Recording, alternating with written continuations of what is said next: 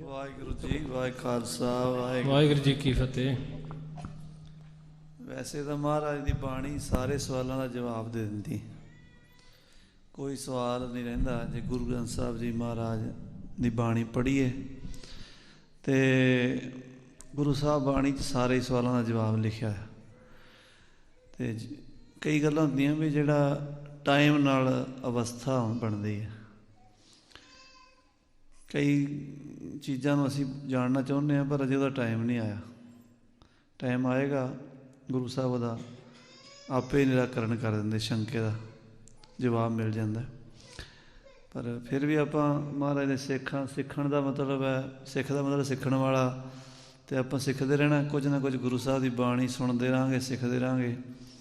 ਗੁਰਸਿੱਖਾਂ ਵਿੱਚ ਵੀ ਗੁਰੂ ਹੀ ਵਰਤਦਾ ਹੈ, ਗੁਰਸਿੱਖਾਂ ਅੰਦਰ ਸਤਿਗੁਰੂ ਵਰਤਦਾ ਹੈ।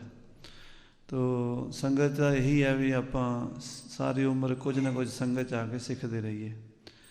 ਜੋ ਕੋਈ ਪੁੱਛਣਾ ਹੈ, ਭਾਈ ਸਾਹਿਬ ਵਿਦਵਾਨ ਬੈਠੇ ਆ ਅਤੇ ਦਾਸ ਤਾਂ ਤੁਹਾਡੇ ਚਰਨਾਂ ਦਾ ਦਾਸ, ਕੋਈ ਵੀ ਪੁੱਛੋ। ਇੱਕ ਮਾਤਾ ਜੀ ਸਵਾਲ ਪਹਿਲਾਂ ਆਇਆ, ਫਿਰ ਤੁਹਾਡੇ ਤੇ ਆਉਂਦੇ ਆ। ਇਹ ਕਿੱਦਾਂ ਇੰਗਲਿਸ਼ ਵਾਲਿਆਂ ਨੇ ਪੁੱਛਿਆ, ਪਹਿਲਾਂ ਆਪਾਂ ਸ਼ੁਰੂਆਤ ਤੋਂ ਕਰ ਲੈਂਦੇ ਹਾਂ, ਫਿਰ ਤੁਹਾਡੇ ਕੋਲ ਆਉਂਦੇ। ਠੀਕ ਹੈ ਜੀ? ਹਾਂਜੀ ਹਾਂਜੀ, ਉਹ ਫਿਰ ਮੈਂ ਟਰਾਂਸਲੇਟ ਕਰਦਾ ਨਾ। ਇੱਕ ਸਵਾਲ ਪਹਿਲਾਂ ਆਇਆ, ਫਿਰ ਹੁਣ ਤੁਹਾਡੇ 'ਤੇ ਆਵਾਂਗੇ। ਪਹਿਲਾ ਸਵਾਲ ਜੀ ਇਹ ਆ ਕਿ ਕੜਾਹ ਪ੍ਰਸ਼ਾਦ ਦੀ ਦੇਗ ਕਦੋਂ ਤਿਆਰ ਹੋਈ, ਉਹਦੀ ਮਹੱਤਤਾ ਕੀ ਆ ਦੇਗ ਦੀ, ਵੀ ਉਹਦੇ ਬਾਰੇ ਦੱਸੋ। ਕੜਾਹ ਪ੍ਰਸ਼ਾਦ ਦੀ ਦੇਗ ਜਿਸ ਵੇਲੇ ਗੁਰੂ ਨਾਨਕ ਦੇਵ ਜੀ ਬਗਦਾਦ ਗਏ, ਪੀਰ ਦਸਤਗੀਰ ਨੇ ਪੁੱਛਿਆ ਵੀ ਤੁਸੀਂ ਕਹਿੰਦੇ ਹੋ ਪਾਤਾਲਾਂ ਪਾਤਾਲ ਲੱਖ ਆਗਾਸ਼ਾਂ ਆਗਾਸ਼, ਵੀ ਲੱਖਾਂ ਆਕਾਸ਼ ਨੇ ਲੱਖਾਂ ਪਤਾਲ ਨੇ। ਹਜ਼ਰਤ ਮੁਹੰਮਦ ਸਾਹਿਬ ਕਹਿੰਦੇ ਵੀ 7 ਆਕਾਸ਼ ਅਤੇ 7 ਪਤਾਲ ਨੇ। ਵੀ ਹਜ਼ਰਤ ਮੁਹੰਮਦ ਸਾਹਿਬ ਨੇ ਝੂਠ ਬੋਲਿਆ ਜਾਂ ਤੁਸੀਂ ਝੂਠ ਬੋਲਦੇ ਹੋ? ਗੁਰੂ ਸਾਹਿਬ ਕਹਿੰਦੇ ਵੀ ਉਹਨਾਂ ਨੇ ਵੀ ਸੱਚ ਬੋਲਿਆ, ਅਸੀਂ ਵੀ ਸੱਚ ਬੋਲਦੇ ਹਾਂ। ਉਹ ਕਹਿੰਦੇ ਵੀ ਮੁਹੰਮਦ ਸਾਹਿਬ ਵੀ ਸੱਚ ਬੋਲਦੇ, ਤੁਸੀਂ ਵੀ ਸੱਚ ਕਿਵੇਂ ਬੋਲਦੇ? ਮਹਾਰਾਜ ਕਹਿੰਦੇ ਵੀ ਜਿੰਨਾ ਗਿਆਨ ਪਰਮਾਤਮਾ ਨੇ ਮੁਹੰਮਦ ਸਾਹਿਬ ਨੂੰ ਕਰਾਇਆ ਉਹਨਾਂ ਨੇ ਕਹਿ ਤਾ, ਜਿੰਨਾ ਸਾਨੂੰ ਕਰਾਇਆ ਅਸੀਂ ਕਹਿ ਤਾ। ਉਹ ਕਹਿੰਦੇ ਮੈਨੂੰ ਦਿਖਾਓ। ਮਹਾਰਾਜ ਕਹਿੰਦੇ ਨਾਲ ਚੱਲੋ। ਗੁਰੂ ਨਾਨਕ ਸਾਹਿਬ ਪੀਰ ਦੇ ਬੇਟੇ ਨੂੰ ਨਾਲ ਲੈ ਕੇ ਗਏ ਸੀਗੇ। ਭਾਈ ਗੁਰਦਾਸ ਦੀ ਬਾਣੀ 'ਚ ਜ਼ਿਕਰ ਆਉਂਦਾ, ਨਾਲ ਲੀਤਾ ਬੇਟਾ ਪੀਰ ਦਾ, ਅੱਖੀਂ ਮੀਟ ਗਿਆ ਹਵਾਈ, ਪਾਤਾਲਾਂ ਆਕਾਸ਼ ਲੱਖ, ਅੱਖ ਫੁਰਕ ਵੇ ਸਭ ਦਿਖਲਾਈ। ਫਿਰ ਉਹਨੂੰ ਮਹਾਰਾਜ ਸੱਚਖੰਡ ਲੈ ਗਏ, ਜਿੱਥੇ ਅਕਾਲ ਪੁਰਖ ਵਸਦਾ। ਸੱਚਖੰਡ ਵਸੈ ਨਿਰੰਕਾਰ, ਕਰ ਕਰ ਵੇਖੈ ਨਦਰ ਨਿਹਾਲ। ਉੱਥੇ ਫਿਰ ਮਹਾਰਾਜ ਧੁਰੋਂ ਪਤਾਲੋਂ ਲਈ ਕੜਾਈ, ਉੱਥੋਂ ਕੜਾਹ ਪ੍ਰਸ਼ਾਦ ਦੀ ਦੇਗ ਜਿਹੜੀ ਹੈ ਉਹ ਪ੍ਰਾਪਤ ਹੋਈ ਸੀ। ਅੰਬਾਲੇ ਹੈੱਡ ਗ੍ਰੰਥੀ ਗਿਆਨੀ ਹਰਨਾਮ ਸਿੰਘ ਜੀ ਹੋਏ ਨੇ, ਬੜੇ ਪੁਰਾਣੇ ਵਿਦਵਾਨ ਗਿਆਨੀ। ਉਹ ਕਹਿੰਦੇ ਸੀ ਅਸੀਂ ਆਪ ਜਾ ਕੇ ਬਗਦਾਦ 'ਚ ਉਹ ਬਾਟਾ ਵੇਖਿਆ ਸੀ ਪਾਕਿਸਤਾਨ ਬਣਨ ਤੋਂ ਪਹਿਲਾਂ, ਜਿਹਦੇ ਵਿੱਚ ਉਹ ਦੇਗ ਆਈ ਸੀ। ਔਰ ਉਹ ਜਿੰਨੇ ਵੀ ਸੋਨਾ ਚਾਂਦੀ ਤਾਂਬਾ ਜਿਸਤ ਜਾਂ ਲੋਹਾ, ਉਹ ਸਾਰੀਆਂ ਧਾਤਾਂ ਦੇ ਵਿੱਚੋਂ ਵੱਖਰੀ ਧਾਤ ਸੀਗੀ। ਜਿਹੜੀ ਧਰਤੀ 'ਤੇ ਕੋਈ ਧਾਤੂ ਨਹੀਂ ਹੁੰਦੀ, ਉਹ ਕੋਈ ਮੈਟਲ ਸੀਗਾ ਜਿਹੜਾ ਉਹ ਬਾਟੇ ਨੂੰ ਲੱਗਾ ਹੋਇਆ। ਉਸ ਬਾਟੇ ਦੇ ਵਿੱਚ ਦੇਗ ਆਈ ਸੀ ਕੜਾਹ ਪ੍ਰਸ਼ਾਦ ਦੀ ਦਰਗਾਹ ਤੋਂ, ਅਤੇ ਉਹ ਗੁਰੂ ਨਾਨਕ ਸਾਹਿਬ ਨੇ ਉੱਥੇ ਵੰਡੀ ਸੀ ਬਗਦਾਦ ਵਿੱਚ। ਸੋ ਪਹਿਲੀ ਵਾਰ ਕੜਾਹ ਪ੍ਰਸ਼ਾਦ ਬਗਦਾਦ ਵਿੱਚ, ਅਰਬ ਦੇਸ਼ਾਂ ਵਿੱਚ ਗੁਰੂ ਨਾਨਕ ਸਾਹਿਬ ਸੱਚਖੰਡ ਤੋਂ ਲੈ ਕੇ ਆਏ। ਉੱਥੋਂ ਬਾਅਦ ਇਹ ਮਰਿਆਦਾ ਚੱਲੀ ਵੀ ਗੁਰੂ ਘਰ 'ਚ ਕੜਾਹ ਪ੍ਰਸ਼ਾਦ ਨੂੰ ਹੀ ਭੋਗ ਲੱਗਦਾ ਅਤੇ ਕੜਾਹ ਪ੍ਰਸ਼ਾਦ ਹੀ ਸਾਰੇ ਪਾਸੇ ਵਰਤਾਇਆ ਜਾਂਦਾ। ਹਾਂਜੀ, ਸਮਝ ਆ ਗਈ ਸਾਰਿਆਂ ਨੂੰ?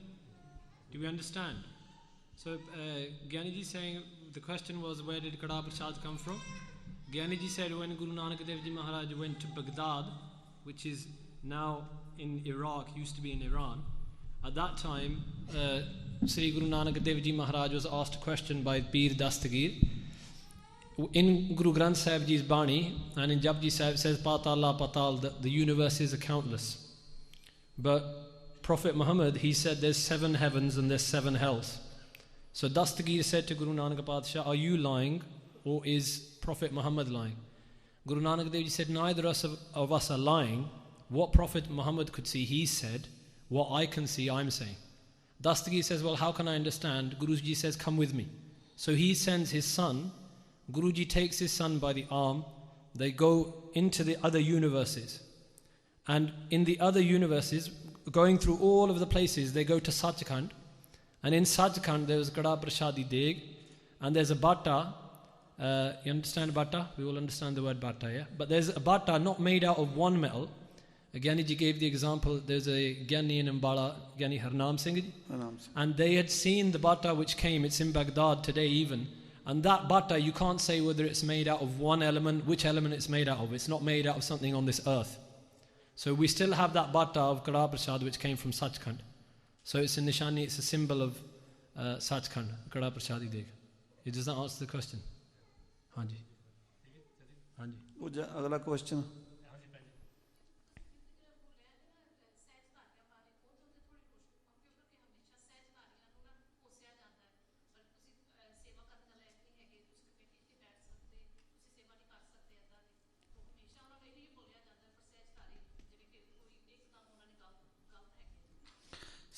ਸਹਿਜਧਾਰੀਆਂ ਨੂੰ ਇਦਾਂ ਤਾਂ ਨਹੀਂ ਕੋਸਣਾ ਚਾਹੀਦਾ।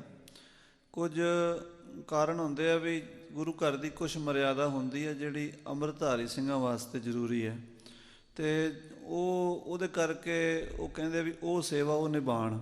ਪਰ ਸਹਿਜਧਾਰੀਆਂ ਨੂੰ ਵੀ ਪਿਆਰ ਨਾਲ ਗੁਰੂ ਘਰ ਦੇ ਵਿੱਚ ਬਿਠਾਉਣਾ ਚਾਹੀਦਾ, ਉਹਨਾਂ ਤੋਂ ਵੀ ਜਿਹੜੀ ਉਹ ਸੇਵਾ ਕਰ ਸਕਦੇ ਉਹਨੂੰ ਲੈਣੀ ਚਾਹੀਦੀ, ਤਾਂ ਕਿ ਸਹਿਜੇ ਸਹਿਜੇ ਉਹ ਵੀ ਗੁਰੂ ਮਹਾਰਾਜ ਦੇ ਨਾਲ ਜੁੜਨ। ਪਰ ਜੇ ਅਸੀਂ ਕਹੀਏ ਵੀ ਅਸੀਂ ਮਤਲਬ ਸਹਿਜਧਾਰੀ ਬਣੇ ਰਹੀਏ ਅਤੇ ਵਿਖਾਵਾ ਤਾਂ ਹੋਵੇ ਪਰ ਅੰਦਰ ਨਾ ਹੋਵੇ, ਤਾਂ ਉਹ ਗੱਲ ਠੀਕ ਨਹੀਂ। ਪਰ ਸਹਿਜਧਾਰੀਆਂ ਨੂੰ ਗੁਰੂ ਘਰ 'ਚ ਤਾਂ ਪਿਆਰ ਮਿਲਦਾ, ਐਸੀ ਕੋਈ ਗੱਲ ਨਹੀਂ। ਕੋਈ ਕਿਤੇ ਐਸੀ ਗੱਲ ਹੋ ਜਾਵੇ ਪਰ ਉਹ ਸਾਰੇ ਪਾਸੇ ਤਾਂ ਨਹੀਂ ਹੁੰਦੀ, ਉਹ ਕੋਈ ਇੱਕ ਦੋ ਜਗ੍ਹਾ 'ਤੇ ਹੋ ਜਾਵੇ ਤਾਂ ਉਹ ਠੀਕ ਨਹੀਂ, ਉਹਨੂੰ ਟਾਲਣਾ ਚਾਹੀਦਾ, ਸਮਝਾਉਣਾ ਚਾਹੀਦਾ ਵੀ ਐਸਾ ਨਾ ਕਰੀਏ। ਗੁਰੂ ਘਰ ਤਾਂ ਸਾਰਿਆਂ ਲਈ ਖੁੱਲ੍ਹਾ ਹੋਣਾ ਚਾਹੀਦਾ।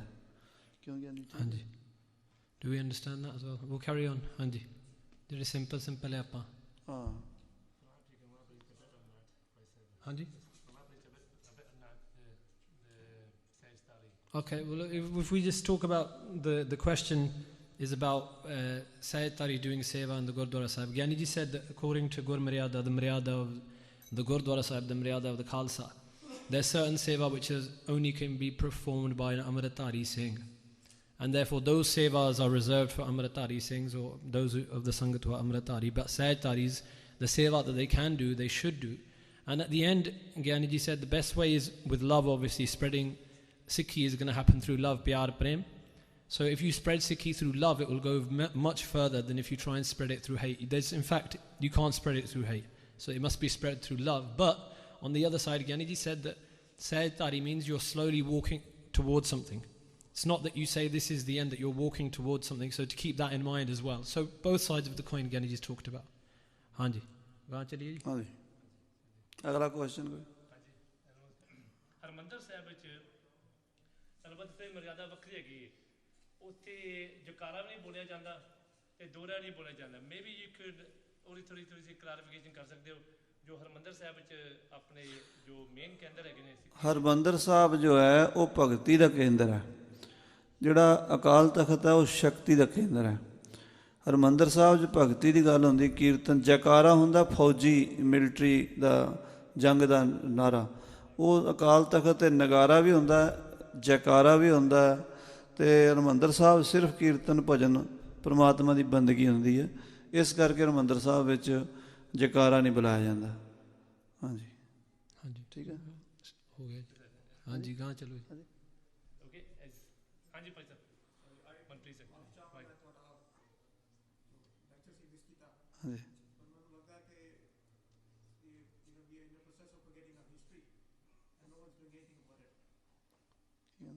ਇਹ ਕਹਿੰਦੇ ਆ ਕਿ ਅਸੀਂ ਆਪਣੇ ਇਤਿਹਾਸ ਨੂੰ ਭੁਲਾ ਰਹੇ ਹਾਂ ਅਤੇ ਕੋਈ ਉਪਰਾਲਾ ਨਹੀਂ ਕਰ ਰਿਹਾ। ਅੱਜ ਹਿਸਟਰੀ ਦੀ ਕਥਾ ਹੋਈ ਸਾਰੀ, ਅਤੇ ਕਰਨਾ ਚਾਹੀਦਾ ਇੱਦਾਂ, ਹਿਸਟਰੀ ਤੋਂ ਯਾਦ ਰੱਖਣੀ ਚਾਹੀਦੀ ਹੈ।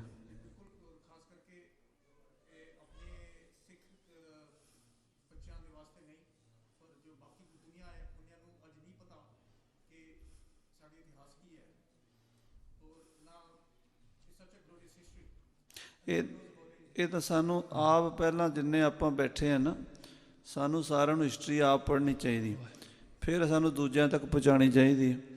ਇਹ ਕਿਉਂਕਿ ਆਪਾਂ ਸਾਰੇ ਹੀ ਪ੍ਰਚਾਰਕ ਹਾਂ, ਇਹ ਨਹੀਂ ਵੀ ਮੈਂ ਜਾਂ ਇਹ ਗਿਆਨੀ ਜੀ, ਸਾਰੇ ਜਿੰਨੇ ਵੀ ਆਪਾਂ ਸਿੰਘ ਹਾਂ, ਈਸਾਈ ਜਿਹੜੇ ਉਹਨੂੰ ਸਾਰੀ ਦੁਨੀਆ ਦੀ ਸਾਰਿਆਂ ਨੇ ਜ਼ਿੰਮੇਵਾਰੀ ਨਾਲ ਪ੍ਰਚਾਰ ਕੀਤਾ, ਤਾਂ ਹੀ ਉਹ ਕੁੱਲ ਵਰਲਡ 'ਚ ਅੱਜ ਪਹੁੰਚ ਗਏ। ਅਤੇ ਗੁਰੂ ਘਰ ਦੇ ਵੀ ਸਾਨੂੰ ਸਾਰਿਆਂ ਨੂੰ ਹਿਸਟਰੀ ਦਾ ਪਹਿਲੇ ਨੌਲੇਜ ਹੋਣੀ ਚਾਹੀਦੀ। ਗੁਰਦੁਆਰੇ 'ਚ ਵੀ ਇਤਿਹਾਸ ਦੀ ਪਹਿਲਾਂ ਕਥਾ ਹੁੰਦੀ ਸੀ, ਪੰਜਾਬ 'ਚ ਹੁੰਦੀ ਹੈ ਕਿਤੇ ਕਿਤੇ ਗੁਰੂਆਂ ਦੀ, ਉਹ ਪਤਾ ਹੋਵੇ ਵੀ ਗੁਰੂ ਸਾਹਿਬ ਨੇ ਕੀ ਕੀਤਾ, ਜ਼ਰੂਰੀ ਹੈ। Hanji. Just what Gyani ji said in Punjabi is that each one of us should read up on our history, be clued up, and then we can tell others as well. So each one of us, it's not just that someone sitting on the stage is a pracharak. Each Sikh is meant to be a pracharak. Your life will be prachar. If you know the history yourself, then you'll be able to spread it.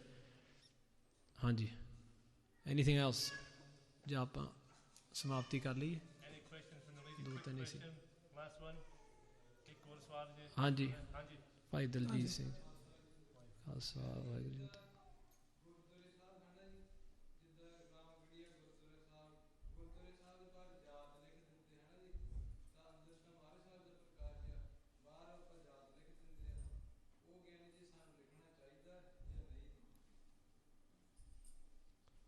ਹਾਂਜੀ ਇਹ ਪਿਛਲੇ ਕੋਈ period ਦੇ ਵਿੱਚ 50-60 ਸਾਲ 'ਚ ਇਦਾਂ ਹੋਇਆ, ਪਹਿਲਾਂ ਨਹੀਂ ਸੀ ਹੁੰਦਾ, ਪਰ ਹੁਣ ਲੋਕ ਹਟਦੇ ਜਾ ਰਹੇ ਇੱਥੋਂ।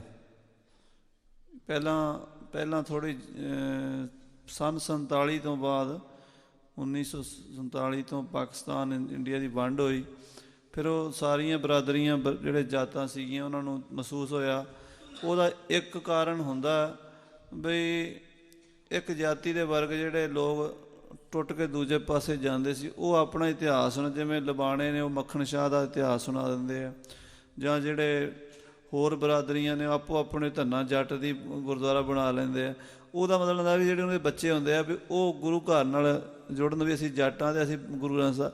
ਇਸ ਤਰ੍ਹਾਂ ਦੀ ਥੋੜ੍ਹੀ ਜਿਹੀ ਮਾਨਸਿਕ ਬਣੀ ਸੀ, ਪਰ ਉਹ ਗੁਰਮਤ 'ਚ ਨਹੀਂ ਹੈ, ਗੁਰਮਤ ਨਹੀਂ ਹੈ, ਵੈਸੇ ਆਪੋ ਆਪਣਾ ਹੁੰਦਾ। ਹਾਂਜੀ ਹਾਂਜੀ ਆਪਾਂ ਕੋਈ ਇਤਿਹਾਸ ਬਾਰੇ ਹੋਰ ਕਿਸੇ ਦਾ as anyone got any question about today's ਇਤਿਹਾਸ, ਸਪੈਸ਼ਲੀ ਛੋਟਾ ਕੱਲੂਕਾਰਾ, ਜਿਹੜੇ ਨਾਮ ਤੁਸੀਂ ਸੁਣੇ ਹੋ, ਕਨ੍ਹਈਆ ਮਿਸਲ ਬਾਰੇ, whether you ever heard the Kanhaiya Misl or whatever else, ਕੁਛ ਵੀ ਪੁੱਛ ਲੈਣ, ਕੁਛ ਵੀ। ਜੱਸਾ ਸਿੰਘ ਆਹਲੂਵਾਲੀਆ, ਨਵਾਬ ਕਪੂਰ ਸਿੰਘ। ਹਾਂਜੀ ਆਪਣੇ ਵੀ ਜੀ ਇਸ ਤਰ੍ਹਾਂ ਜਿਵੇਂ ਪੁਰਾਤਨ ਸਮੇਂ ਦੇ ਵਿੱਚ ਸ਼੍ਰੀ ਗੁਰੂ ਗ੍ਰੰਥ ਸਾਹਿਬ ਮਹਾਰਾਜ ਦੇ ਸਰੂਪ ਲੜੀਵਾਰ ਮਿਲਦੇ ਸੀ ਨਾ, ਤੁਸੀਂ ਤਾਂ ਹਾਂਜੀ ਇਸ ਬਾਰੇ, ਹਾਂਜੀ ਪਰ ਆਉਣ ਵਾਲੇ ਸਮੇਂ ਦੇ ਵਿੱਚ ਜਿਵੇਂ ਪਾਤਸ਼ਾਹੀ ਪੀੜਾਂ ਆ ਗਈਆਂ ਹਨ, ਤੇ ਇਹਦਾ ਕੀ ਕਾਰਨ ਸੀਗਾ? ਮਤਲਬ ਵੀ ਆਉਣ ਵਾਲੇ ਸਮੇਂ ਦੇ ਪਹਿਲਾਂ ਪੁਰਾਤਨ ਸਿੰਘ ਸੀ, ਉਹ ਲੜੀਵਾਰ ਗ੍ਰੰਥ ਤੇ ਪਾਠ ਕਰਦੇ ਸੀਗੇ ਸ਼੍ਰੀ ਗੁਰੂ ਗ੍ਰੰਥ ਸਾਹਿਬ ਦਾ, ਹੈ ਨਾ।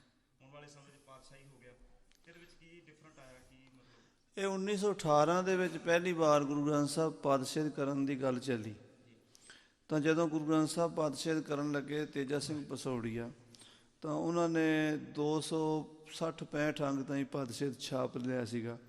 ਪੰਥ ਨੇ ਰੌਲਾ ਪਾਤਾ ਵੀ ਇਹ ਨਹੀਂ ਹੋਣਾ ਚਾਹੀਦਾ, ਇਹ 'ਤੇ ਪਾਬੰਦੀ ਲਾ ਦਿੱਤੀ। 1938 ਦੇ ਵਿੱਚ ਇੱਕ ਫਿਰ ਬੀੜ ਛਪੀ ਗੁਰੂ ਗ੍ਰੰਥ ਸਾਹਿਬ ਦੀ ਸਾਰੀ ਲੜੀਵਾਰ ਸਹਿਸਕ੍ਰਿਤੀ ਦੇ ਸਲੋਕ ਪਾਤਸ਼ਾਹੀ ਦਾ।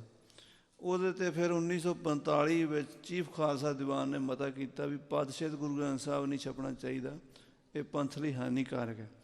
1952 ਸ਼੍ਰੋਮਣੀ ਕਮੇਟੀ ਨੇ ਵੀ ਮਤਾ ਪਾਸ ਕੀਤਾ ਵੀ ਪਾਤਸ਼ਾਹੀ ਸਰੂਪ ਨਹੀਂ ਹੋਣਾ ਚਾਹੀਦਾ, ਪੰਥ ਲਈ ਹਾਨੀਕਾਰਕ ਹੈ। ਦੋਵੇਂ ਮਤੇ ਹੈਗੇ।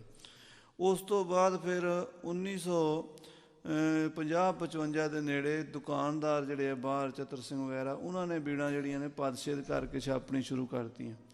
ਉਹਨੂੰ ਦੇਖਦਿਆਂ ਹੋਇਆਂ ਵੀ ਲੋਕ ਸੌਖੀ ਬੀੜ ਵੱਲ ਜ਼ਿਆਦਾ ਜਾਣ ਲੱਗ ਪਏ। ਕੁਦਰਤੀ ਗੱਲ ਹੈ ਵੀ ਆਰਾਮ ਵਾਲੇ ਪਾਸੇ ਜਾਂਦੇ ਆ, ਅਤੇ ਲੜੀਵਾਰ ਜਿਹੜਾ ਉਹ ਮਿਹਨਤ ਨਾਲ ਸਿੱਖਣਾ ਪੈਂਦਾ ਵਿਦਵਾਨ ਕੋਲੋਂ, ਔਰ ਸੰਥਿਆ ਕਰਨੀ ਪੈਂਦੀ। ਫਿਰ ਉਹਨਾਂ ਨੇ 1974 'ਚ ਸ਼੍ਰੋਮਣੀ ਕਮੇਟੀ ਨੇ ਸ੍ਰੀ ਗੁਰੂ ਗ੍ਰੰਥ ਸਾਹਿਬ ਜੀ ਪਾਤਸ਼ਾਹੀ ਛਾਪਿਆ। ਜਦੋਂ ਉਹਨਾਂ ਨੂੰ ਪੁੱਛਿਆ ਗਿਆ ਵੀ ਇਹ ਹਰਿਮੰਦਰ ਸਾਹਿਬ ਵੀ ਪ੍ਰਕਾਸ਼ ਹੋਵੇਗਾ, ਤਾਂ ਉਹਨਾਂ ਨੇ ਕਿਹਾ ਵੀ ਹਰਿਮੰਦਰ ਸਾਹਿਬ ਇਹਦਾ ਸਰੂਪ ਦਾ ਪ੍ਰਕਾਸ਼ ਨਹੀਂ ਹੋਏਗਾ, ਕਿਉਂਕਿ ਇਹ ਪਾਤਸ਼ਾਹੀ ਦਾ ਔਰ ਇਹ ਛਾਪੇ ਦੀ ਬੀੜ ਹੈ। ਹਰਿਮੰਦਰ ਸਾਹਿਬ 'ਚ ਲਿਖਤ ਦੀ ਬੀੜ ਪ੍ਰਕਾਸ਼ ਹੁੰਦੀ ਹੈ।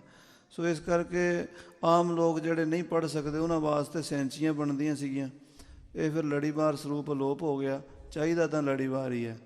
ਹਾਂਜੀ Bhai Sahib's question is about Ladivar. Ladivar is where Gurbani is all joined up. That was how Gurbani was originally written, in flowing from Ikko Onkar to 18-10 base. But again, he went through extensively how in 1918 and then after that up to 1935, 1945 up to these times, okay, how the Sarups of Sri Guru Granth Sahib Ji Maharaj, they started splitting up the letters. So where you have Ikko Onkar, Satnam, Karta Purukh, Nirpav, Nirvair all written in one continuous line, people started breaking up Satnam, Karta Purukh as we see it today. And but the Panth, when that initially happened, got together and said this shouldn't happen, Gurbani should stay Ladivar as Guru Granth Sahib Ji Maharaj was written originally. And then later, because people wanted to read easily the Sarups, it was to do with more people picking up those potiyan and taking those swaroops of Guru Sahib Ji from the shopkeepers. But Gyani Ji says that really inside Harmandir Sahib, even to this day, there's a handwritten swaroop always. And within the precincts of Harmandir Sahib, in the Prakarma, there can't be a Padshah swaroop. None of the Akhand Path Sahibs, none of the Bunge, none of the Akal Takht Sahib anywhere is there a Padshah swaroop. They're all Ladiwar. So really, in essence, Ladiwar swaroop is what the Gursikhs, Pratan Gursikhs used to read their part from, their Bani from.